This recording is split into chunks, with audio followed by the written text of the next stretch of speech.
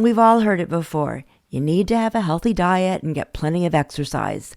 But how do you translate that into information that's right for you? Well, hi, I'm Dr. Mitzi Krockover, and welcome to Beyond the Paper Gown. Today, we're going to focus on the changes our body goes through as we age and how our nutritional and exercise needs change as well. I am thrilled to be talking with a true pioneer who has been at the forefront of combining integrative and holistic approaches to tackle the nutrition and fitness challenges we experience as we enter perimenopause and menopause. We'll also shed light on the real risks of osteoporosis and share tips on how to safeguard our bones. And we'll talk about what it means to be frail and what we need to do to keep ourselves, to quote our guest, Dr. Pamela Peeke, fit for life. And just a reminder, the information that you're going to hear is for educational purposes only and should not be taken as medical advice. As always, we encourage you to share the information with your healthcare provider and discuss your specific healthcare needs.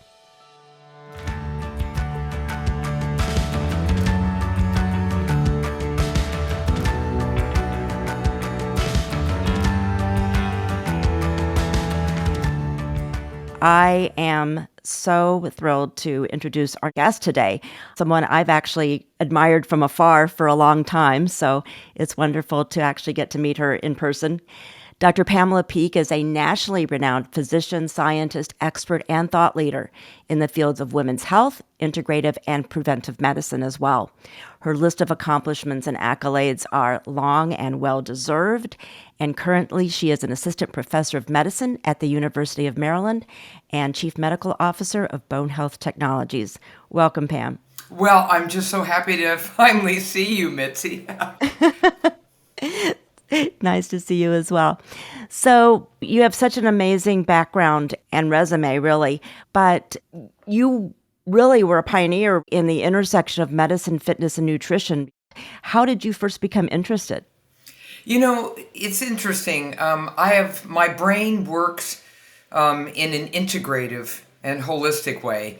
And, I just did not understand why we couldn't have a more comprehensive understanding of the mind and body throughout my training. And so where it didn't exist, I just filled in the gaps, as it were.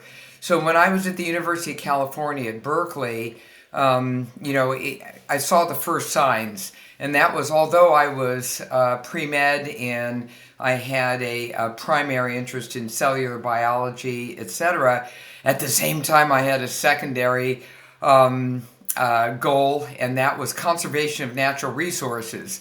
So there I was out in the woods in the forest. At the same time, I was also in an anatomy lab, and I really saw myself as putting together a mind-body ecosystem, as it were.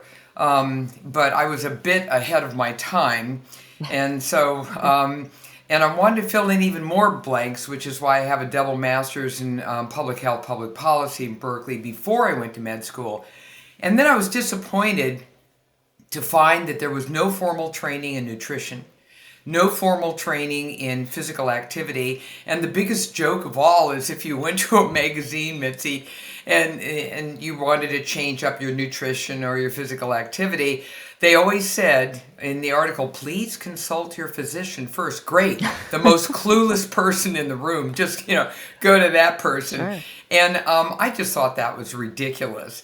So after my traditional training in internal medicine and critical care, I went back into academia to become a Pew Scholar in nutrition and metabolism. At the same time, with physical activity, it was a little easier for me because I was a tomboy, I was an athlete, and I continue as such to this day. So I'm on the board of trustees of the American College of Sports Medicine, where we write the national guidelines and work with a global population of fitness professionals to be able to keep this on the up and up and science-based.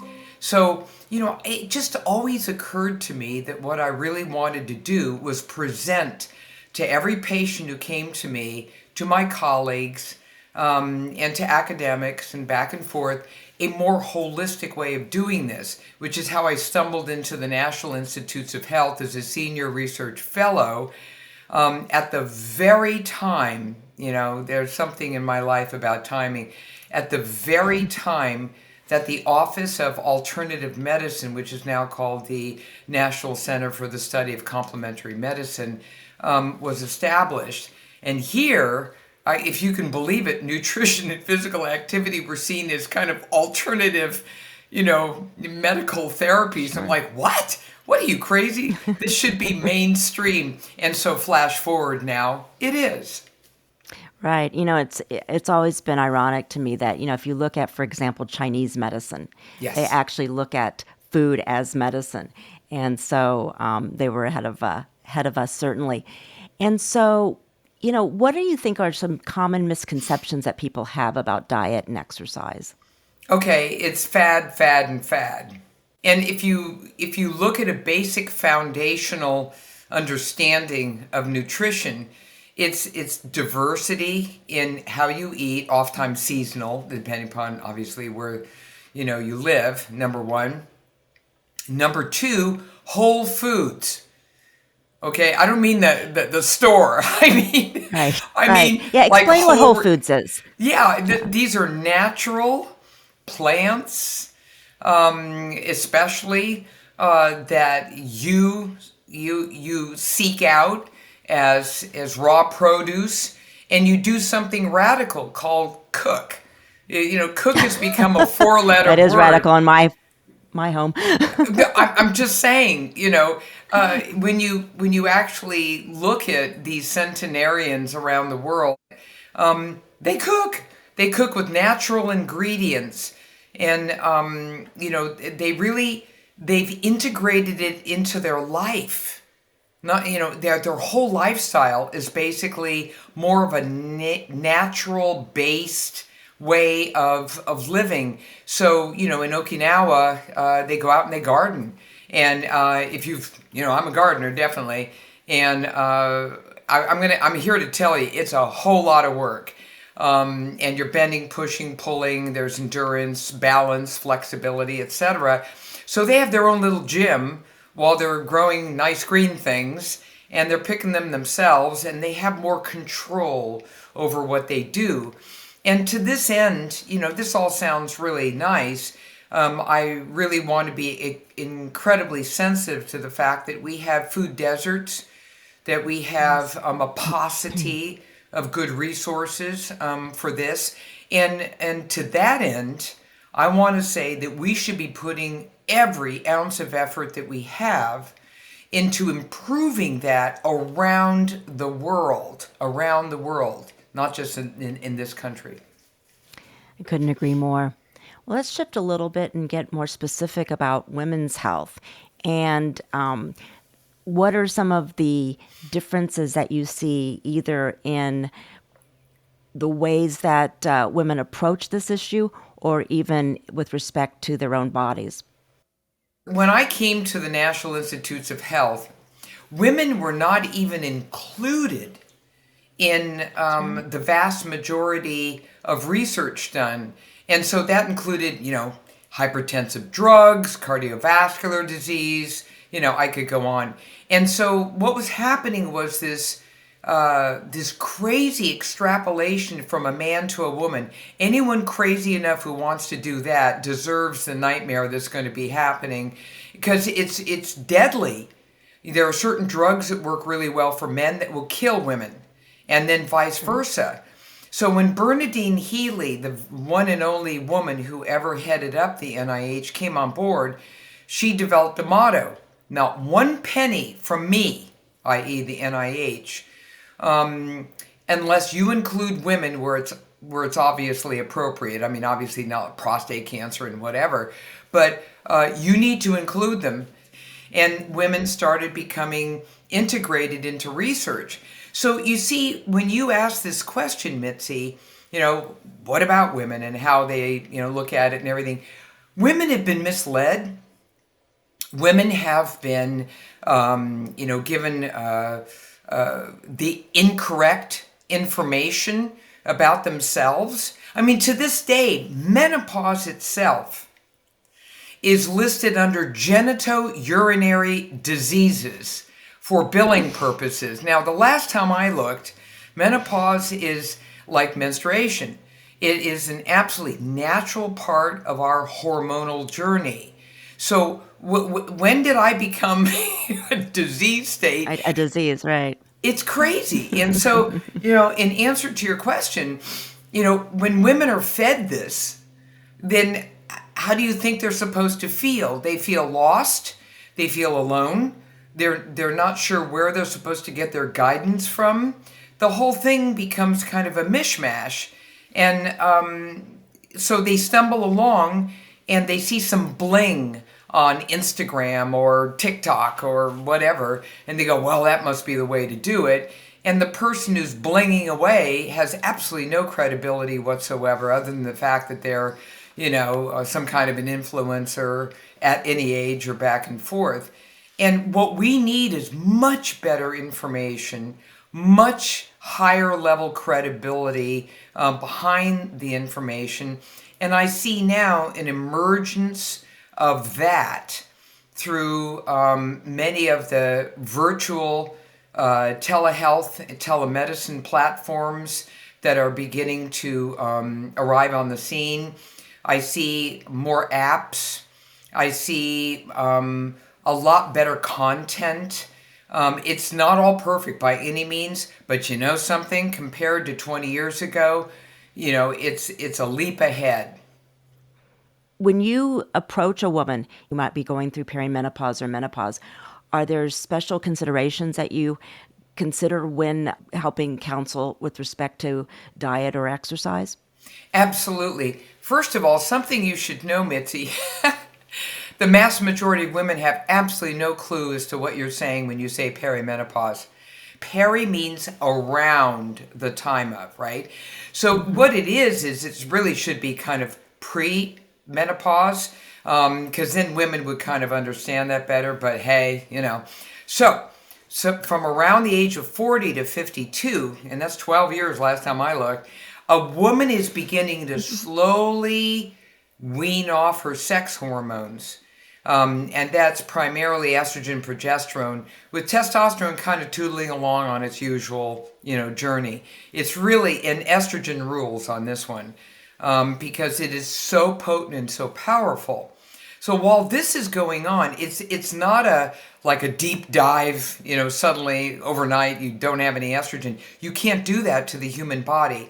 When since the age of, 12, you've been dependent upon estrogen in almost every tissue of your body. So you need to have an extremely slow wean. And that's what happens over the course of about 10 years. A lot of this is happening stealthily. You don't even know what's going on until suddenly weird things start happening.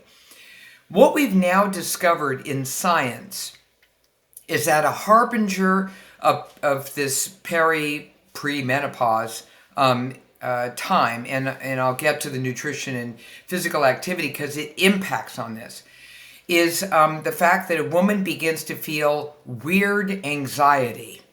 So out of the blue, she'll be just walking along, all of a sudden, boom, it's almost like a panic attack. First thing she says is, I'm going out of my mind. Whoa, I need more sleep or something. As it turns out, no. What's happening is estrogen cruises along with one of its best friends, cortisol, which is stress hormone. In my laboratory at the National Institutes of Health, this is what I study, cortisol. And what we found was estrogen and cortisol are BFFs. So when estrogen is chaotic, so also is stress hormone. And when stress hormone is chaotic, you get anxiety and panic.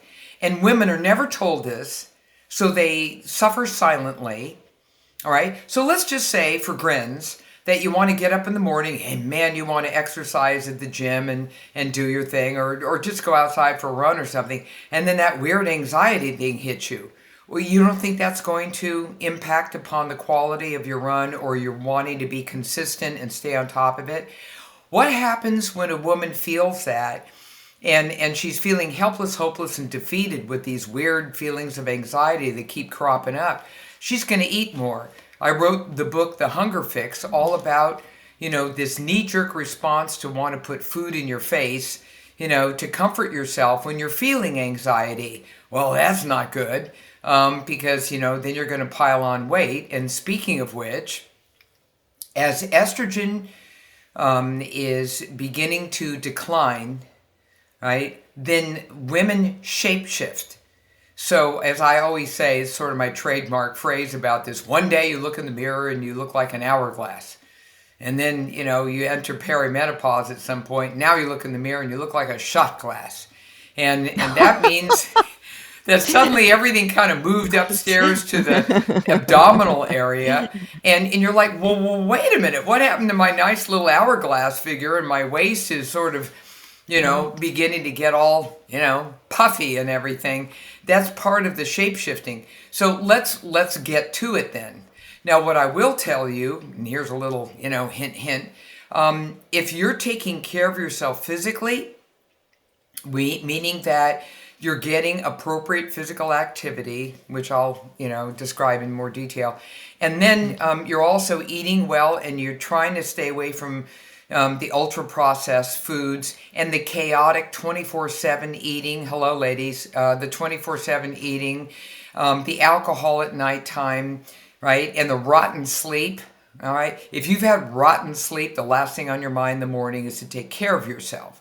So if you take care of yourself on a foundational level, then the symptoms that occur in perimenopause, menopause will be minimized, guaranteed. And that includes hot flashes, that includes sleep impairment, and all the other little goodies that go along with this. So let's get really, let's get down to it. One, every single day, humanly possible, you will get in some endurance. That means you walk as much as you absolutely can. Right now, as I'm talking to you, Mitzi, I'm standing up at my what is this thing, a Versadesk, so that I'm not sitting. So I'm standing, and then I move around a little bit and back and forth. You want to stay as vertical as possible and add some more intensity to it. When you add more intensity to it, so when I'm walking with my beloved German Shepherds, if I see a hill, I attack it. I go for it, like in a big way. I'm not going to go break out in a sweat and go, it's a hill, and I don't want to do that. No, I don't want to hear that. Okay, we're not going to go there. So you're going to, add more intensity. Why?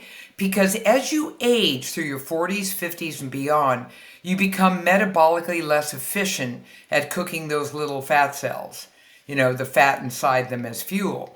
So you need to kind of, ramp it up here as much as you can. I'm a firm believer in twice a week of high intensity interval training, which only seriously is like 15 to 20 minutes of increasing the intensity of some kind of an endurance something or the other. The cheap and dirty way to do it is my go-to. I'm a kettlebell queen. First of all, you don't need a gym. Just buy a kettlebell.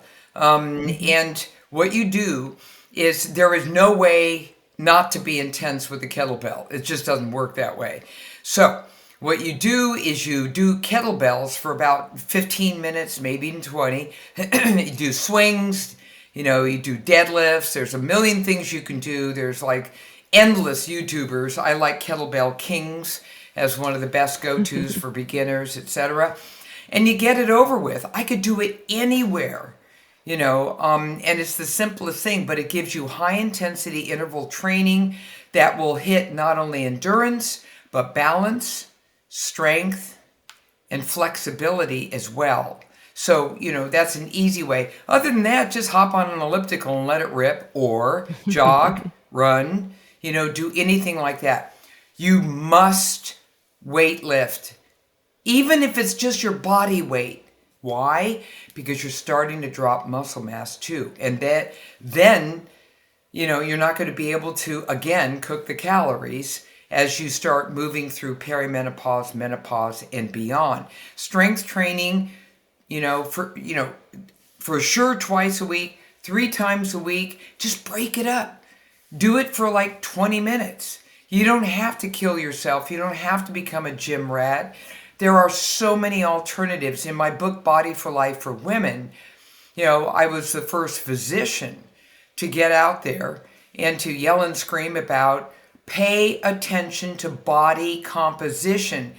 Hop off the damn weight scale and get onto the body composition scale and pay attention to how much body fat you have, how much muscle mass you have, how much bone you have, because that's what counts as you start coursing through your 40s, 50s, 60s, and beyond. When you actually enter menopause at the age of 52, if you've been doing what I've been telling you, then you're going to have such an easier go of it as your body adapts to a new normal of, no menstrual cycles. And it'll probably take about 3 to 5 years post-menopause for you to absolutely stabilize. And then you'll feel 50 times better because you already have a strong foundation for continuing this little party. You absolutely have to hold on to that muscle mass. So terribly important.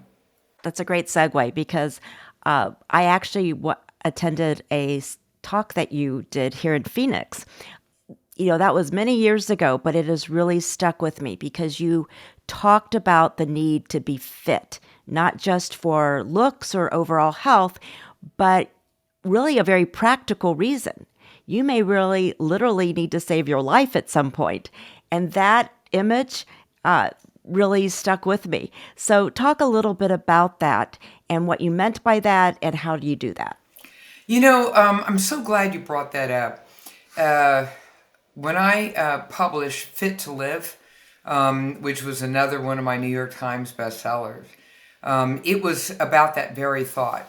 It actually became the basis of my Discovery Health television series called Could You Survive? It was my dream to be able to impress people with the fact that something could happen in your life, to your point, where you need to save your life and or someone else's. And literally, could you? So if I remember the opening episode was we shot everything in Los Angeles. And we had this big building that was actually used for a James Bond movie because it's got a helipad on the top. And so we had innocent people of all kinds of, that we had casted who were slender, overweight, tall, men, women, whatever, just your common wonderful people. And we told them to show up on the middle floor of this tall building. And they thought they were going to get a physical examination from me. I was wearing a white coat and everything, kind of faking it out. And then we told them, well, oh my goodness, the fire alarm just went off. And of course, the fire alarm went off. You know how TV is. It's all drama. And we said, you're going to have to get the heck out of here. Okay, so there's the staircase. Knock yourself out.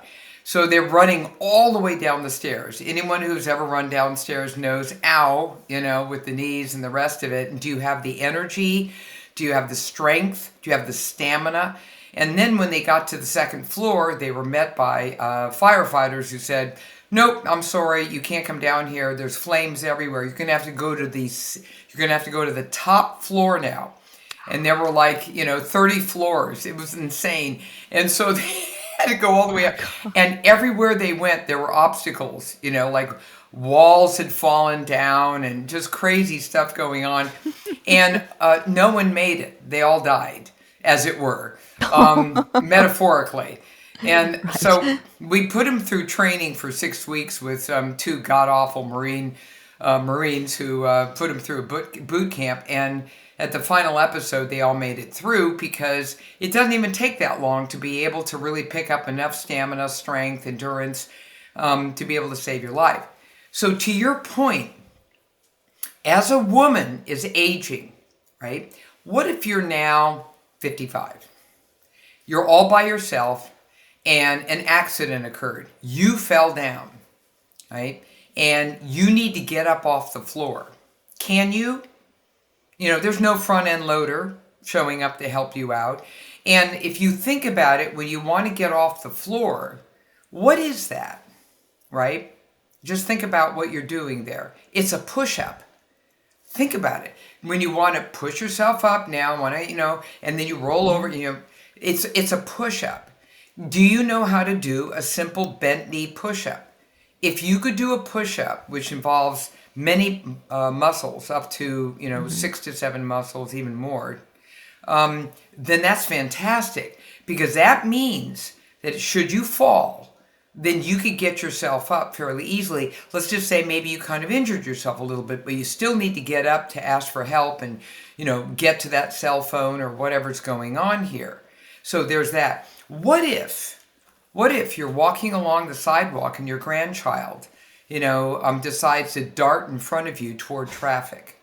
You lost their little hand in your hand, and off they went. Can you run fast enough to grab that child? And that child weighs, 25 pounds, 30, whatever.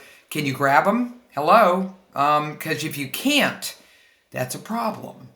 So this is why I look at strength as functional. This is functional. Exactly.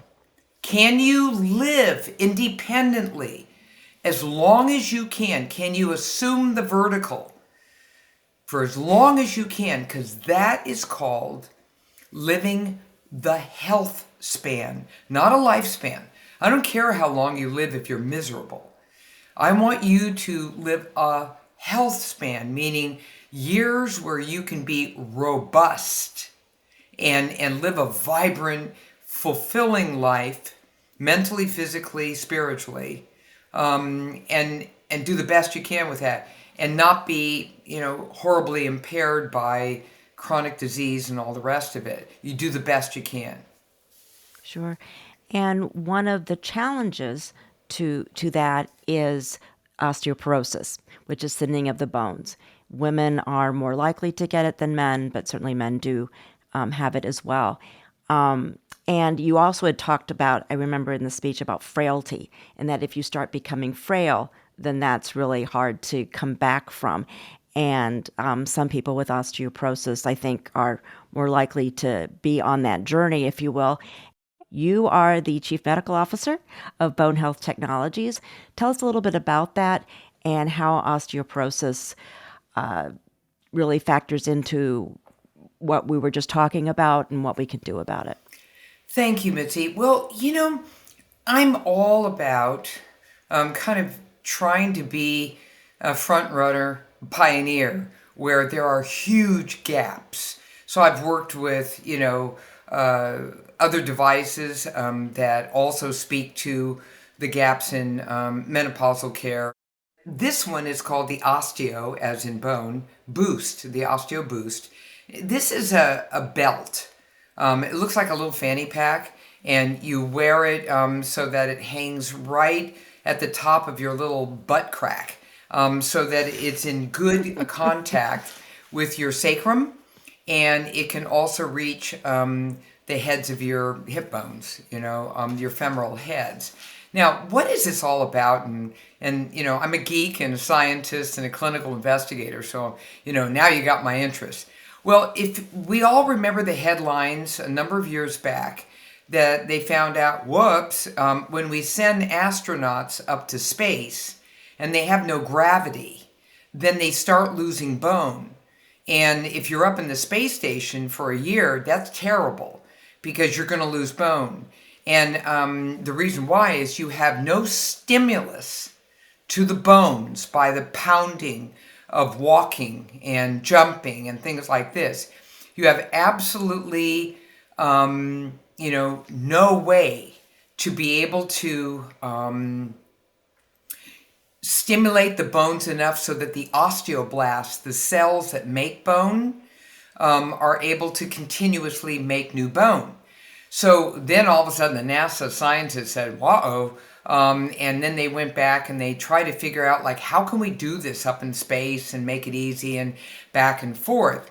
So that's when they discovered that when you deliver vibrations, specific vibrations, at a certain level to the spine and to that whole area of the femoral heads, that what you can actually do is stimulate bone formation and decrease, if not mitigate, the bone loss that these people have. Well, that got a whole lot of people thinking, well, if it's good for the astronauts, it's got to be good for us down here. So the Bone Health Technology company was born of the creation of basically a wearable NASA kind of device that anybody, men and women, can utilize to be able to mitigate this. So Bone Health Technology developed this belt and is in the process of doing clinical trials with it right now to be able to partner with groups like UC San Francisco and some of the top scientists in osteoporosis and osteopenia. And what Bone Health Technology wanted to do was address the 53 million, mostly women, who are osteopenic. Now, what does that mean? It means you don't yet have osteoporosis, but you're starting to lose bone. Well, guess what? There's no therapy for them, but one of the things they absolutely need to do is strength training. And they need to do pounding exercises, even if you're just pounding in place. I'm not asking people to run. I'm not asking people to jog. I mean, I'm a triathlete. I'm here to tell you that we're just a bunch of freaks. And the grand majority of people should just go walk. And that's great, but you got to walk a lot every day. I mean, try to get in those 8,000 to 10,000 steps a day because your body weight is so important. But you've got to absolutely address strength training because that stimulating the muscle and helps stimulate the bone, and then it's a beautiful domino effect. And so then you add what we're hoping is the belt, which we've already found in our pivotal study, which is now in the process of being submitted for publication, that we were able to make a serious dent into the decline in bone mineral density. And so, we're hoping to be able to get this available to women everywhere soon. It's really interesting. Get this. You probably read a lot of the headlines about the side effects of osteoporosis drugs, and even though they seem to be, kind of infrequent. I'm not going to use the word rare. I don't know. But they made enough headlines where women just ran the opposite direction. And it involved jaw necrosis of your jawbone.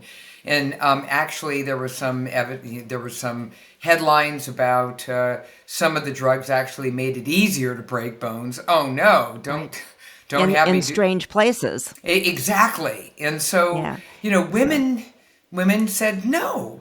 And plus, you'd be on this drug forever. And we don't even have a lot of that data. And so only 6%, less than 10% of women who should be on some kind of, bone reformation, drug are on it. Less than 10%.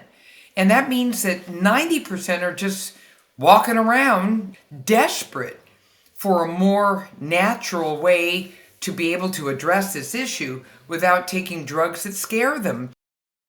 And we've talked about strength training and and the importance of that. What about anything that folks can do with diet? Okay, well, listen, ladies, come on now. Get your calcium, 1,500 milligrams a day. Find it one way or the other. The easiest way is your supplement, but make sure, number one, that you're taking vitamin D. Now, how much vitamin D? Well, this is simple. You march right into your doctor's office or your primary care person and say, I absolutely need to have a vitamin D level. Okay, for years we never looked at them, because no one understood, how important vitamin D actually was on so many fronts, immunologic and otherwise. Now, the level you're going for, right, is 50 to 70. Just remember that range. Now, remember the old adage, just stand, in front of the sun and go outside for 15 minutes. Yeah, you could blow that off. Number one, most people are SPF'd all over the place, so you're blocking the sun anyway. And number two, something weird's going on globally. So many people around the globe in very sunny countries like Australia, Canada, etc. Okay, they have very low vitamin D levels. They're not getting it through supplements. They're not getting it through their food. And there also seem to be other issues like receptor issues and stuff that are a little hairier. So I'm begging everyone to walk around. You know what your cholesterol is. You need to know what your vitamin D level is too, because what's the point of taking all that calcium if you have no vitamin D on board to be able to absorb it? So that's what's important. Then look for calcium-rich foods, yogurts and dairy, and it's even in kale and really neat places you didn't even think about. So, become very smart and individualize that nutrition for yourself. Exactly. And any other foods that we need to think about? Well, protein. Okay, now ladies, if you're going to be strength training, what is the point if you don't have the amino acids that are required to be able to, be the building blocks for your muscle? So here's the way you do it. Take your weight. Okay, I'm just gonna, come up with like about 145 pounds, is an easy number, right? Now, that's it with the weight in pounds. Divide it by 2.2, which will convert it to kilograms. That'll take you to about 65-ish, multiply that times 1.4. And that is the number of grams that a woman needs on a daily basis for protein. Guaranteed, absolutely bet all my money on it that you're not getting it. So for this woman in particular, I'm just coming up with the numbers, 145, about 65 times 1.4. She's really going to be around 90 grams. You're like, 90 grams? Now, here's what you need to do. Make your life protein-centric. Spread it out throughout the day. Do you know just a wonderful, I use the Icelandic yogurts especially, I love them. 15 grams of protein, throw on some walnuts, you get 20 grams, boom, right there in the morning. And then you could do a protein shake. I'm a huge believer in those. They have plant-based proteins, all kinds of great options out there. That's another 20 grams. Let's just see, now that was up to 40. Now if I have a really great, protein centric lunch, and I add in another 20 to 25, I'm already up to 60. It's like, come on now, we can do this. Don't be waiting for one meal. And plus, at one time, you can't absorb any more than 30 to 40 grams at a time. So don't think you're just going to whack it all down at one time. You cannot do that. It'll just come out in your urine. So, please spread it out. And so protein is huge. I love the examples you gave because vegans and vegetarians can also use that as well. Absolutely. All day long, get tofu, legumes, nuts, seeds. There's so many different, dietary intakes out there. Flexitarian and pescatarian. I haven't heard of flexitarian. Flexitarian means like one day I'm vegetarian, the next day I'm not. And you basically, people come in and out. It's a very dynamic situation. And that's one of the reasons why, please, individualize it, customize it for yourself. Absolutely. So before we leave, what did I not ask you that you think is important for our listeners to know? It is never too late. If women are listening right now, Mitzi, and going, like I'm 49, I'm a disaster. And I'm like, yeah, well, thanks for sharing. Here's what you're going to do. That's called day 0, right? So take a moment, start prepping. Tomorrow's day 1, right? And you just keep moving it forward. Stop looking in the rear view mirror.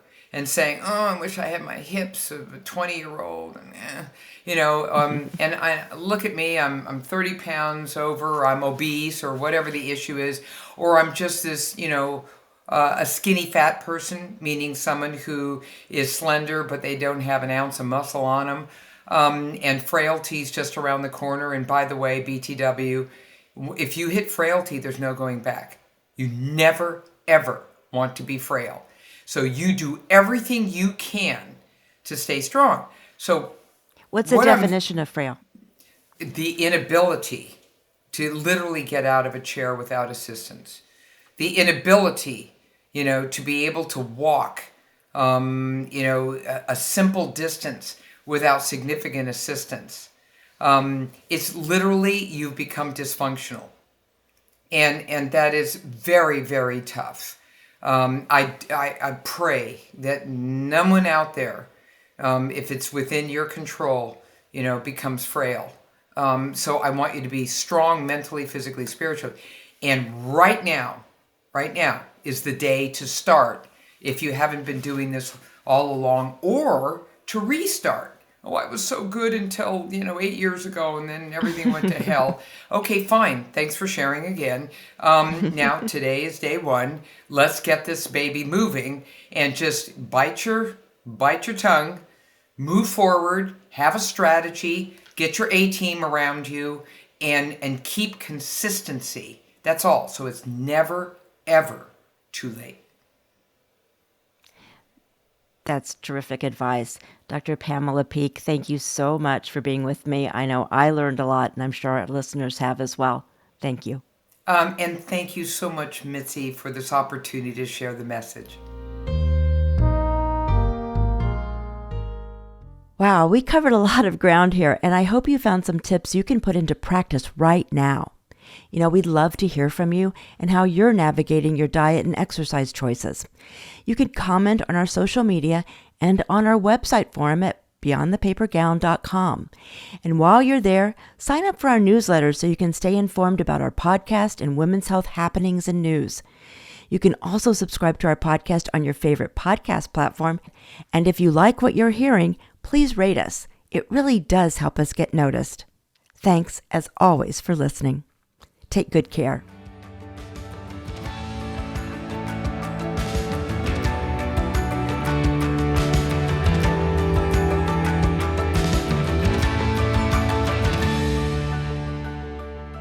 Our podcast was produced by Patrick Shambayati and me, and our associate producer is Kyla McMillian.